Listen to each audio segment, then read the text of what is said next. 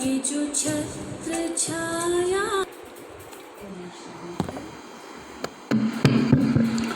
ओम शांति। ओम शांति। आज प्यारे बाबा के 29 तारीख के महावाक्य हैं। बाबा बोले, मीठे बच्चे, तुम हो रूहानी पंडे।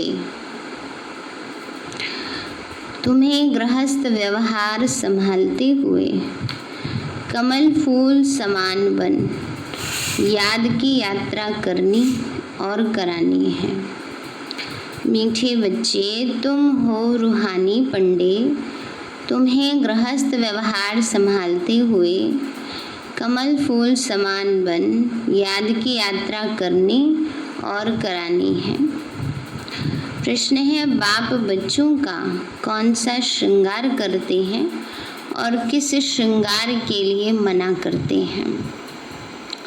बाबा बोले, बाबा कहते, मीठे बच्चे, मैं तुम्हारा रूहानी श्रृंगार करने आया हूँ। तुम कभी भी जिस्मानी श्रृंगार नहीं करना। बाबा हम बच्चों का रूहानी श्रृंगार करने आए हैं। तो बाबा कहते हैं, बच्चे तुम कभी भी जिस्मानी श्रृंगार नहीं करना। तुम बैगर हो, तुम्हें फैशन का शौक नहीं होना चाहिए। दुनिया बहुत खराब है, इसलिए ज़रा भी शरीर का फैशन नहीं करो। बाबा ने कहा दुनिया बहुत खराब है, इसलिए ज़रा भी शरीर का फैशन नहीं करो। गीत है, आखिर वह दिन आया आज। ओम शांति। बेहद का बाप बैठ बेहद के बच्चों को समझाते हैं। बेहद माना कोई हद नहीं। कितने ढेर बच्चे हैं, इतने बेशुमार बच्चों का एक ही बाप है जिसको रचयिता कहा जाता है। वो है हद के बाबाएं, ये है बेहद के रूहों का बाप। वह है हद के जिस्मानी बाप, ये है बेहद के रूहों का एक ही बाप, जिसको भक्ति मार्ग में सब रूहें याद करती हैं। तुम बच्चे जानते हो भक्ति मार्ग भी है, साथ साथ रावण राज्य भी है। तो अब मनुष्य पुकारते हैं कि हमको रावण राज्य से राम राज्य में ले जाओ। बाप समझाते हैं, देखो देवी देवता जो भारत के मालिक थे अब नहीं है, तो वह कौन थी यह भी अब तुम बच्चे जानते हो। हम ही सतयुगी सूर्यवंशी घराने के मालिक थे। राजा रानी तो होते हैं ना। तुम बच्चों को अब स्मृति आई है, बाबा आया हुआ है हम बच्चों को राज्य भाग्य का वर्षा देने। बाबा कहते तुम्हें अभी स्मृति आई है, याद आया है कि स्वयं भगवान आए हैं हमें राज्य भाग्य का वर्षा देने, विश्व का मालिक बनाने।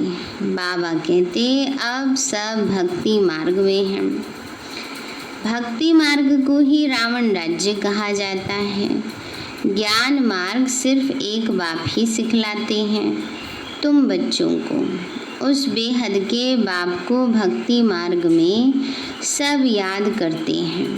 अभी तुमको 21 जन्म के लिए ज्ञान की राजधानी मिलती है, फिर आधा कल्प तुम पुकारते ही रहेंगे। हाय राम हाय प्रभु कहने की दरकार ही नहीं रहेगी। बाबा ने कहा आधा कल्प तुम पुकारेंगे ही नहीं ना, हाय राम हे भगवान, क्योंकि पुकारना तो दुख में होता है ना, तो दुख तो होगा ही नहीं, सब सुख शांति से रहेंगे। हाय राम तब करते जब दुखी होते, तुमको तो वहाँ दुख होता नहीं। अभी तुम बच्चे जानते हो ये भी खेल बना हुआ है। आधा कल्प है ज्ञान का दिन और आधा कल्प है भक्ति की रात। भक्ति हमको नीचे उतारती है। तुम बच्चों की बुद्धि में सीढ़ी की नॉलेज जरूर चाहिए। बाप समझाते हैं यह 84 जन्मों का चक्र है। इस चक्र को जानने से तुम चक्रवर्ती राजा बनेंगे। इसलिए बाबा चित्र भी बनवा रहे हैं, जिससे सिद्ध हो कि हम इस चक्र को जानने से 21 जन्म के लिए राज्य भाग्य पाते हैं ना। बाबा ने कहा अभी चक्र को जानने से क्या पाते हैं? राज्य भाग्य पाते हैं। अभी तो तुम बहुत हो गए हो, बड़ी रूहानी शक्ति सेना है, तो तुम सब पंडे हो। बाबा भी पंडा है, उनको कहा जाता है गाइड। पंडा अक्षर शुभ है, यात्रा पर ले जाने वाले पंडे होते हैं। यात्री जाते हैं, उनको एक गाइड मिलता है, इनको यह सब दिखाओ। तीर्थ यात्रा पर भी पंडे मिलते हैं। बाबा कहते हैं जन्म जन्मांतर तीर्थ यात्रा करते आए हो। अमरनाथ पर जाते हैं, तीर्थों पर जाते हैं, परिक्रमा लगाते हैं। वहाँ जाने समय फिर वही याद रहता है, जहाँ जाते हैं वही याद रहता है ना। घर बार धंधे धोरी सबसे दिल हट जाती है। यहाँ तुमको समझाया जाता है अपने घर गृहस्थ में रहते हुए धंधा धोरी भी करते रहो और फिर गुप्त यात्रा पर रहो। यह कितना अच्छा है। बाबा कहते धंधा दौरी भी करो और फिर गुप्त यात्रा माना मन और बुद्धि से यात्रा पर रहो। कितना बड़ा धंधा, जितना बड़ा धंधा करना है उतना करो, किसी को मना भी नहीं है। कोई बाबा से पूछ लेते ना, बाबा अपने बिजनेस का विस्तार करें नहीं करें, बिजनेस बढ़ाएं नहीं बढ़ाएं, तो बाबा कहते बच्चे भले बढ़ाओ, अगर क्षमता है, हैंड्स हैं ना, तो भले कर सकते हो। जितना बड़ा धंधा करना है करो, किसी को मना नहीं है। भले अपनी राजाई भी संभालो। राजा जनक को भी सेकंड में जीवन मुक्ति मिली। तुमको कोई बाहर की यात्रा आदि तरफ धक्के खाने की दरकार नहीं। अपने घर बार की भी पूरी संभाल करनी चाहिए। जो सेंसिबल अच्छे बच्चे हैं वो समझते हैं हमको घर गृहस्थ में रहते कमल फूल समान रहना है। गृहस्थ व्यवहार में तंग नहीं होना चाहिए, है ना। बच्चे तंग हो जाते हैं ना कभी कभी, बाबा क्या हमें गृहस्थी के चक्कर में फंसा दिया ना, हम तो परेशान हो गए, ऐसे कहने लगते हैं ना। अब जो फंसे हुए हैं सो फंसे हुए हैं, जो गृहस्थी वाले हैं वो तो हैं। अब थोड़े ये कोई तंग होने से कोई कम हो जाएगा। वो बाबा कहते हैं बस उसको अब सेवा समझकर संभालो। बाबा कहते कुमार कुमारियों को तो जैसे सन्यासी हैं उनमें विकार है नहीं, 5 विकार से दूर हैं। अभी तुम बच्चे जानते हो हमारा श्रृंगार ही है और प्रकार का, उनका और है। उनका है तमो प्रधान श्रृंगार, तुम्हारा है सतो प्रधान श्रृंगार, जिससे तुमको सतो प्रधान सूर्यवंशी राजाई में जाना है। बाप तुम बच्चों को समझाते हैं तमो प्रधान जिस्मानी श्रृंगार जरा भी नहीं करो। दुनिया बहुत खराब है, गृहस्थ व्यवहार में रहते फैशनेबल मत बनो। फैशन कशिश करता है ना दुनिया में। आज एक ही चीज़ रह गई है बस, जरूरी सामान की दुकान नहीं मिलती है ना, फैशन के मिल जाएंगे हर जगह। तो फैशन कशिश करता है। इस समय खूबसूरती अच्छी नहीं, काले हो तो अच्छा है, कोई पंजा नहीं मारेगा ना। कालों को थोड़ा ही रहता है ना, हम गोरे हो जाएं किसी न किसी तकनीक से ना, ऐसे स्टाइल करें ये करें।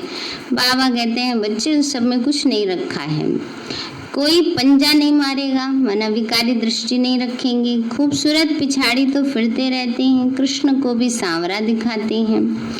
तुमको गोरा बनना है शिव बाबा से, हैं? किन के पीछे? गोरों, अच्छा कृष्ण के पीछे। तो वह गोरे बनते हैं पाउडर आदि से। कितना फैशन है बात मत पूछो। साहूकारों की तो सत्यानाश है, गरीब अच्छे हैं। गांवड़े में जाकर गरीबों का कल्याण करना है, परंतु आवाज करने वाले बड़े आदमी भी चाहिए। तुम सब गरीब हो ना, कोई साहूकार है क्या? तुम देखो कैसे साधारण बैठे हो। बम्बई में फैशन तो देखो क्या लगा पड़ा है ना। कितना पहले बॉम्बे में ज़्यादा था पर अब दिल्ली में ज़्यादा है। वहाँ थोड़ी सोबरिटी आ गई है, यहाँ पर दिखावा बहुत हो गया, शो ऑफ बहुत है। बाबा पास मिलने आते हैं तो कहता हूँ कि तुमने यह जिस्मानी श्रृंगार किया है, अब आओ तो तुमको ज्ञान श्रृंगार कराएं, जिससे तुम स्वर्ग की परी के जन्मों के लिए बन जाएंगे, सदा सुखी बन जाएंगे, न कभी रोएंगे न दुखी होंगे। अभी यह जिस्मानी श्रृंगार तुम छोड़ दो, तुमको हम ज्ञान रत्नों से ऐसा फर्स्ट क्लास श्रृंगार कराएंगे जो बात ही मत पूछो। अगर मेरी मत पर चलेंगे तो तुमको पटरानी बनाऊंगा। यह तो अच्छा है ना। तुम सब भारतवासियों को इस तमो प्रधान आसुरी दुनिया नरक से भगाए स्वर्ग की महारानी बनाता हूँ। क्या बना रहे हैं बाबा? स्वर्ग की महारानी बनाते हैं बाबा हम बच्चों का ज्ञान रत्नों से श्रृंगार करके ना। तुम समझते हो अच्छा आज हम सफेद पोश में हैं, दूसरे जन्म में स्वर्ग में सोने के चम्मच से दूध पिएंगे। यह तो बहुत अच्छी दुनिया है। स्वर्ग तो स्वर्ग है, बात मत पूछो। यहाँ तो तुम बैगर हो, भारत बैगर है, बैगर टू प्रिंस गाया हुआ है। तो इस भारत में ही फिर जन्म लेंगे। बाबा ने हमको स्वर्ग का मालिक बनाया था, रात दिन का फर्क है। महान गरीब जिसको खाने के लिए भी कुछ नहीं होता उनको ही दान किया जाता है। तो भारत ही महान गरीब है ना। इस समय क्या बन गया? भारत ही महान गरीब बन गया, सबसे गरीब है ना। इसीलिए एक दूसरे देश से कर्जा लेते रहते हैं। बेचारों को ये पता ही नहीं है कि इस समय सब तमो प्रधान है, दिन प्रतिदिन सीढ़ी नीचे ही उतरते रहते हैं। अभी तो कोई सीढ़ी चढ़ नहीं सकते। 16 कला से 14 कला फिर 12 कला नीचे उतरते ही आते हैं। ये लक्ष्मी नारायण भी पहले 16 कला संपूर्ण थे, फिर 14 कला में उतरते हैं। यह भी अच्छी रीति याद करना है। सीढ़ी उतरते उतरते बिल्कुल ही पतित बने हैं। फिर स्वर्ग के मालिक कौन बनाए? यह वर्ल्ड की हिस्ट्री ज्योग्राफी रिपीट होती है। यह भी सब कहते हैं, परंतु अब कौन सी हिस्ट्री रिपीट होगी ये कोई नहीं जानते है ना। दुनिया में भी कहते हैं हिस्ट्री मस्ट रिपीट। ये हिस्ट्री जो है वो रिपीट ज़रूर होती है, और कौन सी ये पता नहीं। वो सोचते हैं जैसे अंग्रेज़ों वाली, मुसलमानों वाली वो रिपीट होगी, पर बाबा कहते उससे पहले वाली तो जानते ही नहीं कि देवी देवताओं का राज्य था, वो फिर से आएगा। यह भी सब कहती हैं, परंतु अब कौन सी हिस्ट्री रिपीट होगी ये कोई नहीं जानते। शास्त्रों में तो लिख दिया है सतयुग की आयु लाखों करोड़ों वर्ष है। पूछो सतयुग कब आएगा? कहेंगे अभी 40,000 वर्ष पड़े हैं। तुम सिद्ध कर बतलाते हो कल्प की आयु ही 5,000 वर्ष है। वो फिर सिर्फ सतयुग को ही लाखों वर्ष दे देते हैं। घोर अंधियारा है ना। तो मनुष्य कैसे माने भगवान आया होगा? वो समझते हैं भगवान कब आएंगे। भगवान तब आएंगे जब कलयुग का अंत होगा। अभी तुम बच्चे इन बातों को समझते हो। विनाश कहाँ है? दिख रहा है? अभी तो दिख रहा है ना। ये कैसे धीरे धीरे करते करते अब वो समय आ ही गया है ना कि सामने विनाश खड़ा है, बिल्कुल अंतिम समय है। बाबा कहते हैं बच्चे विनाश तो सामने खड़ा है। शास्त्रों में तो दिखा देते हैं कि आयु बहुत लंबी है, हजारों है, 40,000 वर्ष पड़े हैं। बच्चों को समझाया जाता है कि विनाश के पहले बाप से वर्षा ले लो, परंतु कुंभकर्ण की नींद में सोए पड़े हैं। बाबा तो जगा रहे बार बार, बच्चे जाग जाओ जाग जाओ। तो बेचारे हाय हाय करके मरेंगे। अंत में क्या होगा? फिर हाय हाय करके मरेंगे। फिर अंत में साक्षात्कार भी होएगा कि देखो तुम्हें ऐसे भगवान ने संदेश दिया, तुमने उसको नहीं किया, छोड़ दिया, तो फिर क्या होगा? हाय हाय करके मरेंगे, अंत में रियलाइज करेंगे। तुम्हारी जय जयकार हो जाएगी, विनाश में होती है हाय हाय, विपरीत बुद्धि हाय हाय ही करेंगे। अभी तुम हो सच्चे की औलाद सच्चे, नरक का विनाश होने बिगड़ स्वर्ग कैसे बनेगा। तो तुम कहेंगे यह तो महाभारत लड़ाई है, उनसे ही स्वर्ग का द्वार खुलने हैं। मनुष्य तो कुछ भी नहीं जानते, तुम्हारी बुद्धि में है हमको अभी दैवी स्वराज्य का माखन मिलता है। वह आपस में लड़ते रहेंगे, हैं तो वो भी मनुष्य तुम भी मनुष्य, परंतु वो है आसुरी संप्रदाय और तुम हो दैवी संप्रदाय। तो बाप बच्चों को सम्मुख समझाते हैं, तुम बच्चों के अंदर में खुशी रहती है। अनेक बार तुमने ऐसी राजधानी ली है जैसे अभी तुम ले रहे हो। वह आपस में दो बिल्ले लड़ते हैं, माखन तुमको मिलता है ना। अभी देखो आपस में लड़ रहे हैं ना सभी, और विश्व के राजाई का माखन हम बच्चों को मिल जाएगा। वो तो कभी किसी बात के लिए लड़ रहे हैं, दो बिल्ले माना बड़े बड़े देश आपस में होड़ के कारण लड़ते रहते हैं। तुम यहाँ आते ही हो विश्व का मालिक बने, तुम बच्चे जानते हो हम बाबा से योग लगाए कर्मातीत अवस्था को पाएंगे। वो आपस में लड़ेंगे, हम विश्व की बादशाही पालेंगे, ये तो कॉमन बात है। वह बाहुबल वाले विश्व की बादशाही ले न सके, तुम योग बल से विश्व की बादशाही पालेंगे, मालिक बनते हो। तुम्हारा है अहिंसा परमो दैवी धर्म, है ना। बाबा ने कहा तुम्हारा है अहिंसा परम धर्म, और वो क्या कर रहे हैं, हिंसा कर रहे हैं कि हम इस देश के मालिक बन जाएं, हम इस देश के मालिक बन जाएं। दोनों हिंसाएं वहाँ होती नहीं, सतयुग में तो दोनों हिंसाएं नहीं होती, माना विकारों की हिंसा भी नहीं होती है और वैसे भी कोई लड़ाई झगड़ा नहीं करता। काम कटारी का की हिंसा सबसे खराब है, जो तुमको आदि मध्य अंत दुख देती है। यह किसी को भी पता नहीं है कि रावण राज्य कब होता है। अभी पुकारते हैं आकर हमको पावन बनाओ, तो जरूर कभी पावन थे ना। भारतवासी बच्चे ही पुकारते हैं दुख से लिबरेट करो, शांति धाम ले जाओ, दुख हर कर सुख दो, कृष्ण को हरि भी कहते हैं। तो बाबा हमको हरि के द्वार ले चलो, हरि का द्वार है कृष्णपुरी। जाते हैं ना हरिद्वार में स्नान करने, पाप धुल जाएंगे सारे। बाबा कहते हैं बच्चे असली हरि का द्वार है कृष्णपुरी। ये है कंसपुरी, यह कंसपुरी हमको पसंद नहीं है, या पसंद है।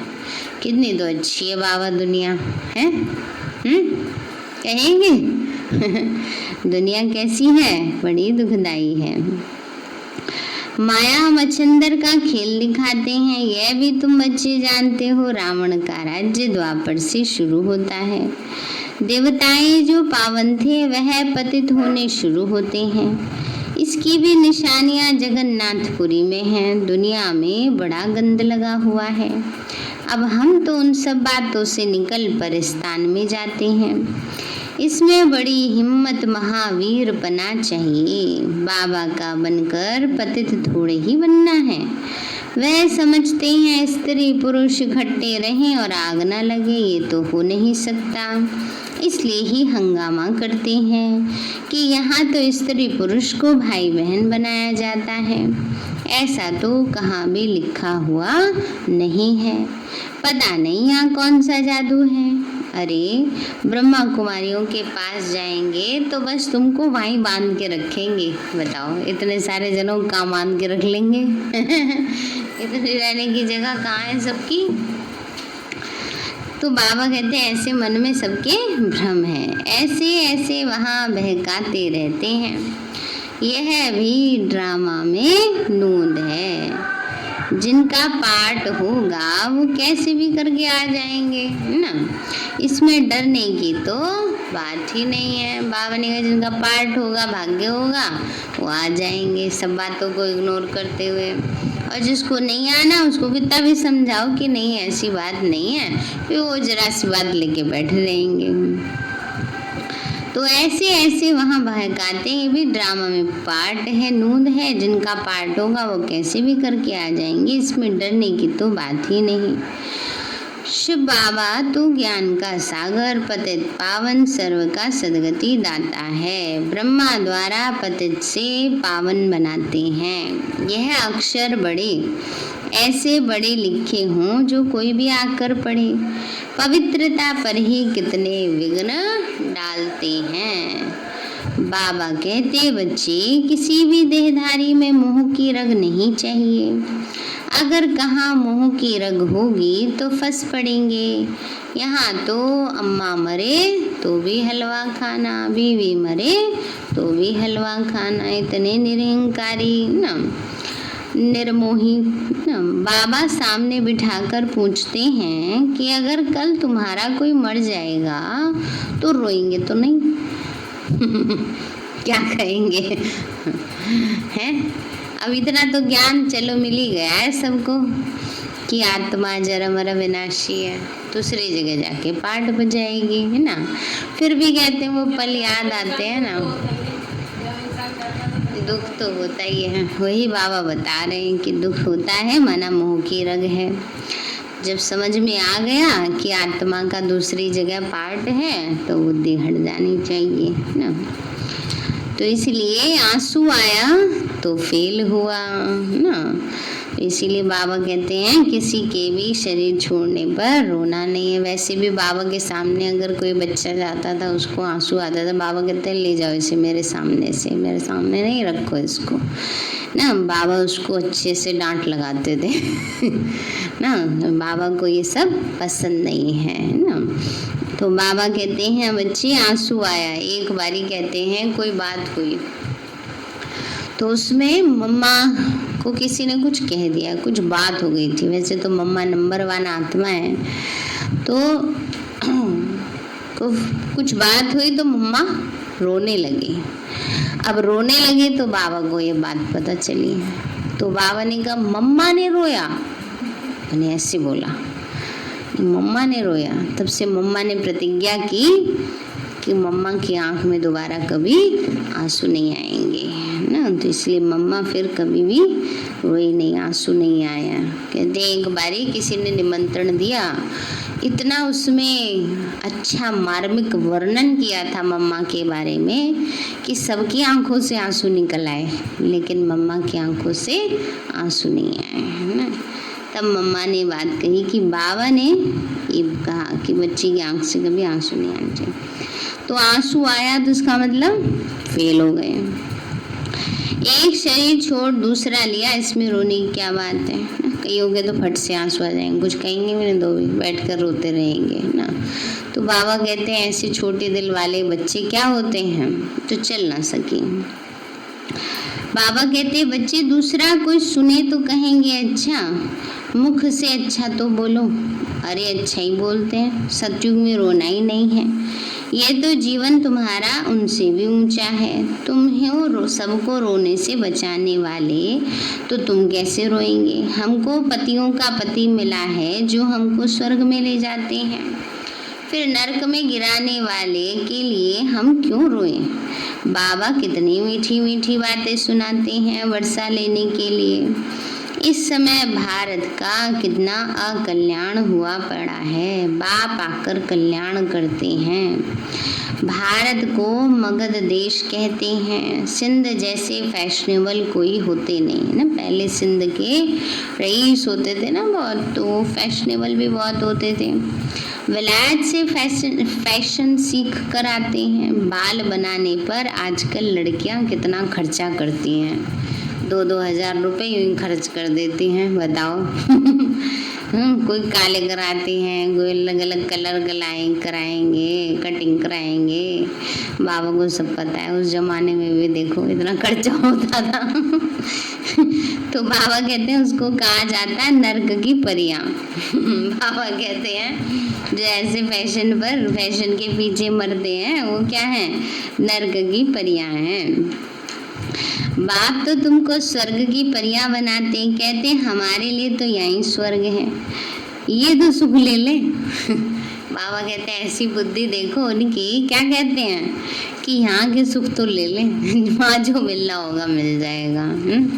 तो वो सुख क्या है? वो तो सुख नहीं है, वो तो दुख का कारण है। कितनी देर का रहेगा वो फैशन किया हुआ, अल्पकाल क्षणिक ना।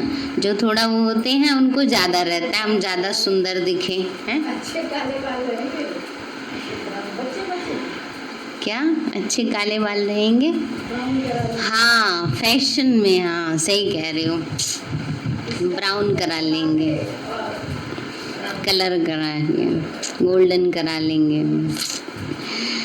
तो बाबा कहते हैं कल क्या होगा हम क्या जाने, ऐसे अनेक विचार वाले आते हैं। अच्छा मीठे मीठे सिक्के लदे बच्चों प्रति माता पिता का याद प्यार और गुड मॉर्निंग। रूहानी बाप की रूहानी बच्चों को नमस्ते। रूहानी हम बच्चों की रूहानी माता पिता बाप दादा को नमस्ते नमस्ते नमस्ते बाबा नमस्ते।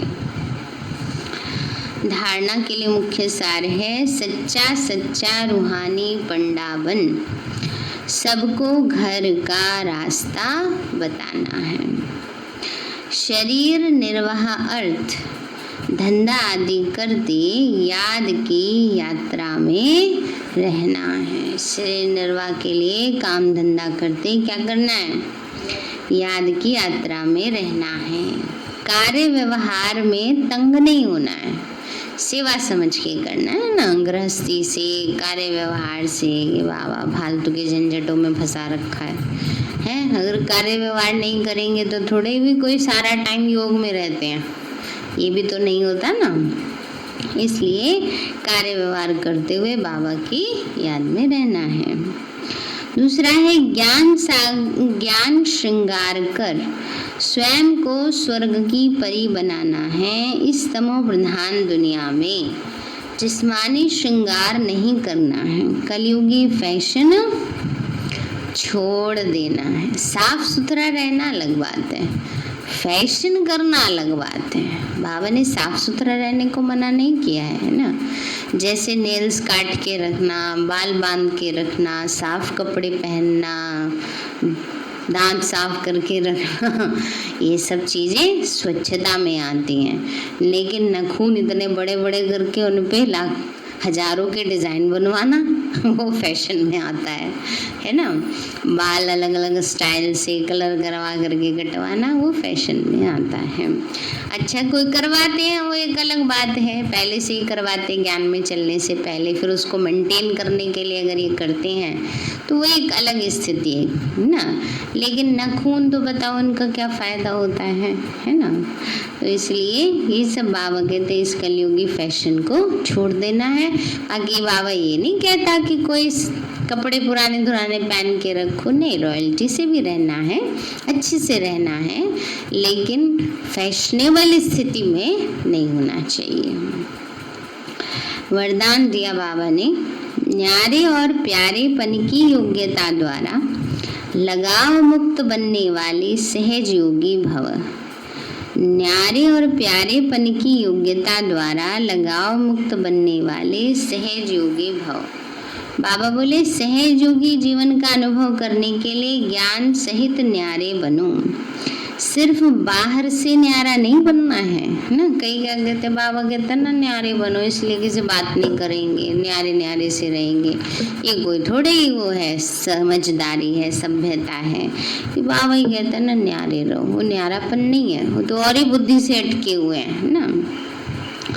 लेकिन मन का लगाव ना हो, जितना जो न्यारा बनता है उतना प्यारा अवश्य बन जाता है। न्यारी अवस्था प्यारी लगती है। जो बाहर के लगाव से न्यारे नहीं, वह प्यारे बनने के बजाय परेशान होते हैं। इसलिए सहज योगी अर्थात न्यारे और प्यारेपन की योग्यता वाले, सर्व लगावों से मुक्त। स्लोगन है, स्वपुरुषार्थ और सेवा के बैलेंस द्वारा बंधन संबंध में बदल जाएगा। स्वपुरुषार्थ और सेवा, है ना। एक तो अपना पुरुषार्थ ठीक रखो, जो कर्म का बंधन है उसके प्रति अगर हम सेवा भाव रखते हैं, जैसे परिवार में ही रहते हैं ना, तो ये ना सोचे हाय ये घर गृहस्थी का बंधन है हमें, हाय ये कमाने का बंधन है, नहीं, ये सोचो ये सब सेवा बाबा ने दी है और उसको याद में रहकर करेंगे तो वो भी कर्म बंधन नहीं कर्म संबंध में बदल जाएगा। सारे हैं मीठे बच्चे, तुम हो रूहानी पंडित, तुम्हें गृहस्थ व्यवहार संभालते हुए कमल फूल समान बन याद की यात्रा करनी और करानी है। प्रश्न है, बाप बच्चों को कौन सा श्रृंगार करते हैं, किस श्रृंगार के लिए मना करते हैं? बाबा कहते हैं, मीठे बच्चे मैं तुम्हारा रूहानी श्रृंगार करने आया हूँ।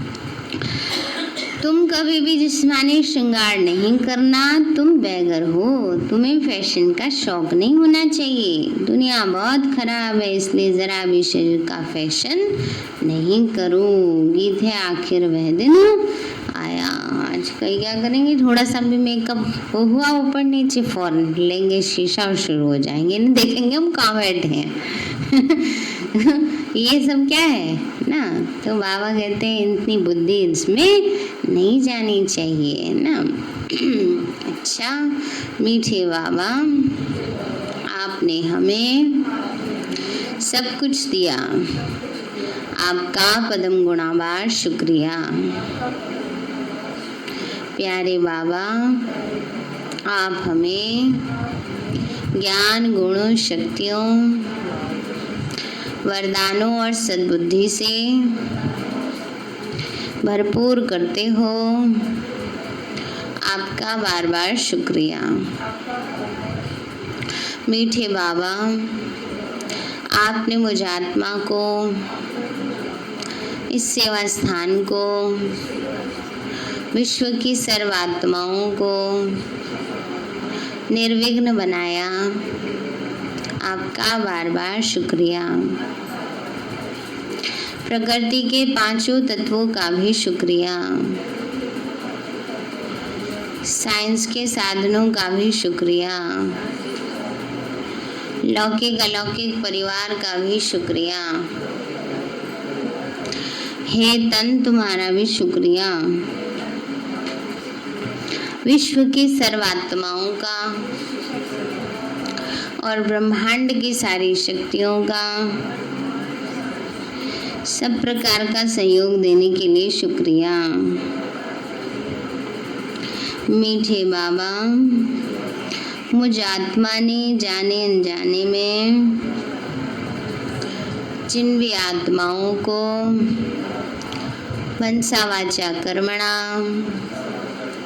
दुख दिया है, मैं उन सभी से क्षमा चाहती हूँ, मुझे समाधान दिलाओ। और जिन आत्माओं ने मुझे दुख दिया है, विघ्न रूप बने हैं, मैं उन सभी को दिल से क्षमा करती हूँ। सबका कल्याण हो, सबको सुख शांति सद्बुद्धि मिले और बाबा के सेंटर की सेवाएं खूब बढ़ती जाएं। शिव बाबा से सारी शक्तियां मुझ आत्मा में समा रही हैं, पूरे शरीर में फैल रही हैं, पूरे घर में फैल रही हैं, पूरे देश पूरी दुनिया में फैल रही हैं।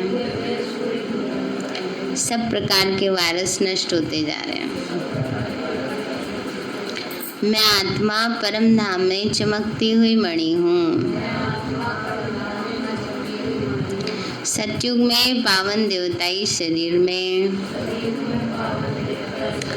पहले नंबर जन्म में रॉयल फैमिली में हूँ। मैं अष्टभुजाधारी देवी दुर्गा हूँ। विघ्न विनाशक गणेश हूँ। मैं बाबा की छत्र छाया में पलने वाली सर्वश्रेष्ठ ब्राह्मण आत्मा हूँ। मैं फरिश्ता हूँ। मेरे साथ सब कुछ बहुत अच्छा होगा। मेरे साथ सब कुछ बहुत अच्छा होगा। मेरे साथ सब कुछ बहुत अच्छा होगा। मेरे साथ सब कुछ बहुत अच्छा होगा। ओम